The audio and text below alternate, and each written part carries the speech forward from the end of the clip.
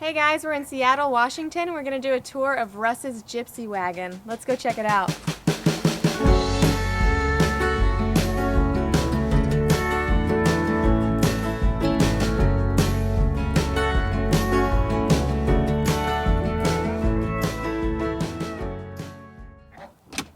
Hello. Hi. How are you? Come on in. I'm good. Thanks. How did you get into building something like this?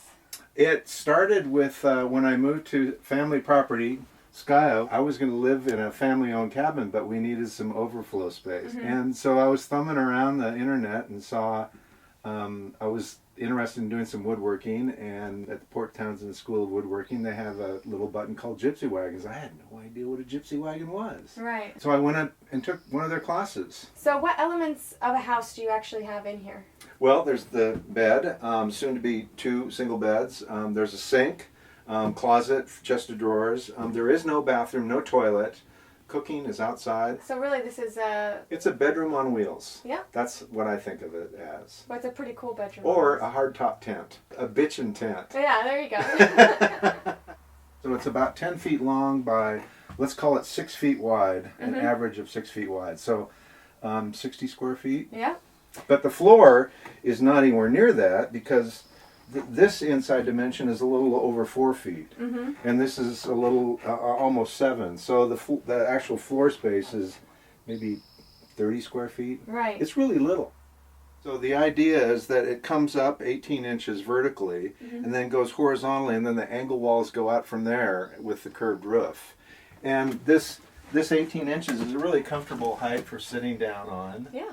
And it's also, width-wise, it's a really comfortable seat. And with the angled back, chairs have angled backs, right? Yeah, they and do, so it's really a comfortable seating arrangement.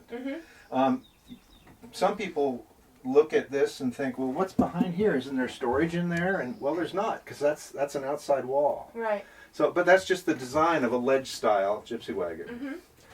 Originally, I designed this space to fit a double bed, and I realized that it just wasn't going to work very well because the person back there is going to have to crawl over the person back here, and I'm 62. I have to get up in the middle of the night.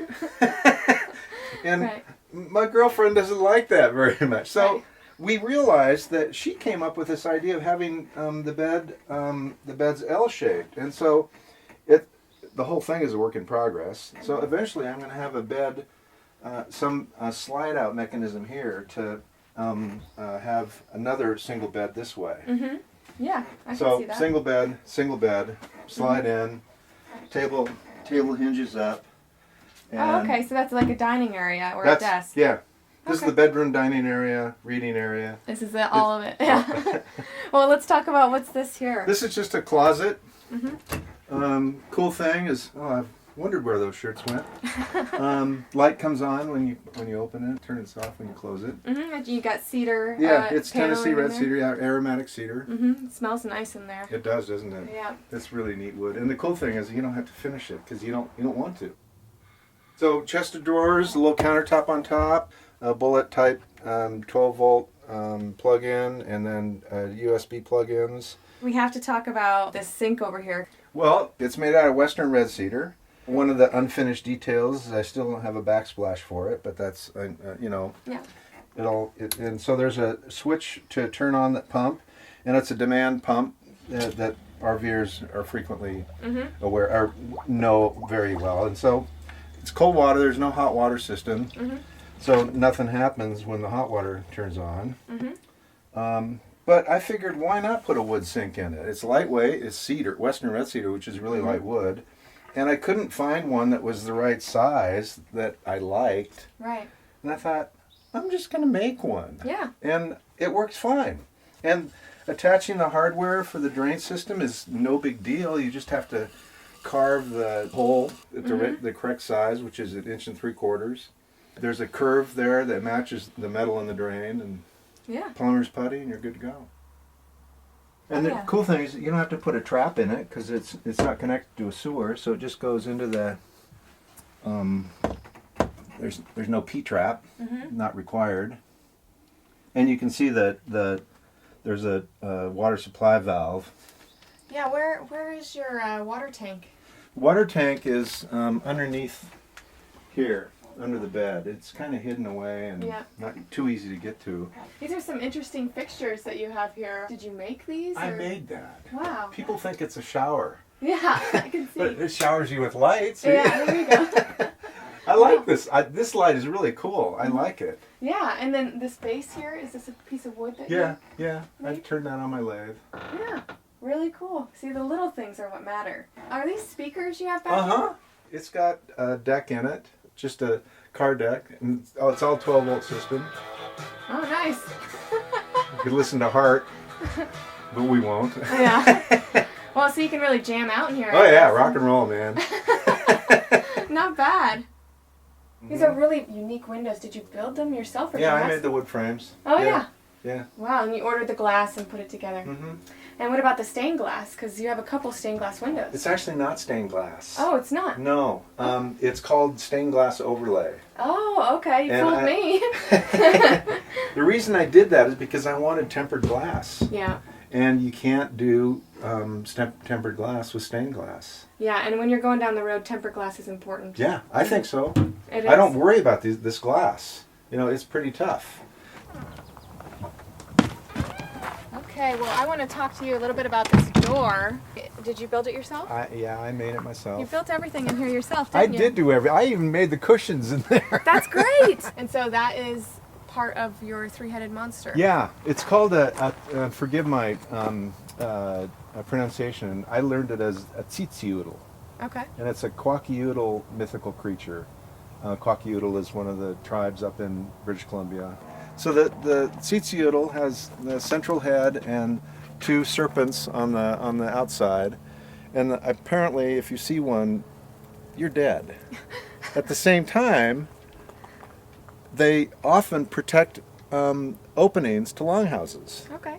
And so I think that'd be really cool to use it as the angle braces for the roof overhang. And I thought, well, I can do that carving, you know, it just involves carving, you know, one face. And then I realized, no, wait a minute, I got to carve, each one has two sides, so I got to carve both sides. And so I had this this two-dimensional rendition. I had to make it kind of three-dimensional.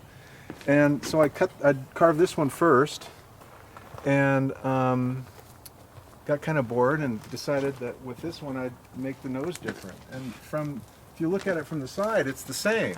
But you look at it end on, this nose is split, and this tongue is split, and that tongue isn't, and that nose isn't split, and so I just changed it up a little bit. How long did it take you to carve one of those?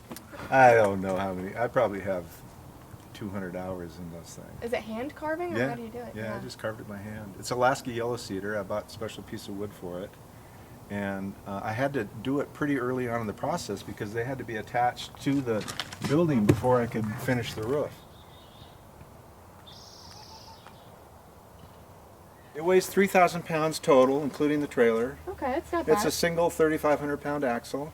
Yep. And the payload of the trailer is 3,000 pounds. So I'm a good 500 pounds under what I could legally haul. Right, and where did you get this trailer? Some trailer joint in the Chehalis area. Okay. I didn't know what I was doing. I just needed a flatbed trailer, and that's what I wound up with. So this siding is really cool. It's recycled CVG cedar. It's probably 70 years old, and it came off a building at our timber farm at Skyo. Mm-hmm. And it was 5/4 thick CVG cedar. It was about 8 inches wide. And I remilled it and made about 5/16 thick tongue and groove siding out of it. Oh, nice! Yeah, it's beautiful. Really lightweight, then. It's really lightweight. Yeah. Yeah. Well, thank you so much for taking us through your gypsy wagon. We really appreciate it. I'm delighted. Yeah. Thank you. It's beautiful. So thank you very much. All right, guys. I'll see you next time.